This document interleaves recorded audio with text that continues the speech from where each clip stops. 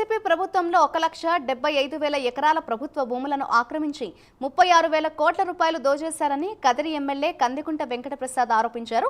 కదిరి నియోజకవర్గంలో వైసీపీ నాయకులు 5 ఏళ్లు విచ్చలవిడిగా భూ కబ్జాలకు పాల్పడ్డారని, ఈ అక్రమాలపై సిట్టింగ్ జడ్జితో విచారణ చేయించామని సీఎం చంద్రబాబు దృష్టికి తీసుకెళ్తానన్నారు.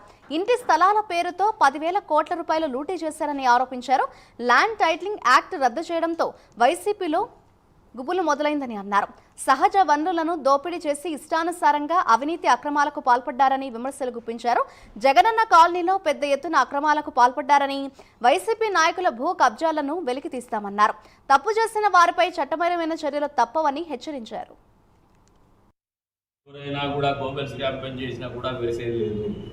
మతం పేరు మీద బెదిరిస్తే ఇంతే, ఎవడు కేర్ చేసే పరిస్థితి లేదు, దాని గురించి ఆలోచన లేదు.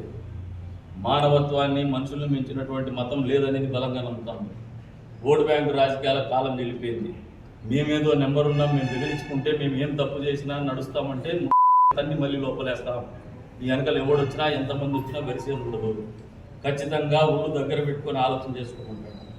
అంతేకాదు, ప్రభుత్వము పెద్ద మనుషులు, ప్రజాప్రతినిధులు ఎక్కడ ప్రభుత్వ భూములు ఇచ్చి పెడతారు, డీటెయిల్ రిపోర్ట్ తీసుకొస్తున్నాం. దీనికి లోపాయికారి తొత్తులుగా ఒక రెవెన్యూ ఇన్స్పెక్టర్ అతని సెలవు మీద పెట్టించినాం. ఇప్పుడు వచ్చే రోజులు అతని మీద క్రిమినల్ చర్యలు కూడా తీసుకుంటారు.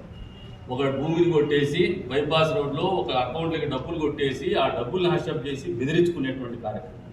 ఏమన్నా అంటే నాకు ఒక మతం ఉంది, నాకు ఒక పదవి ఉంది, నేను ఒక ప్రజాప్రతినిధిని, నాకు ఒక ప్రజాప్రతినిధిగా ఒక మతానికి చెందినటువంటి ప్రజాప్రతినిధుల మద్దతు.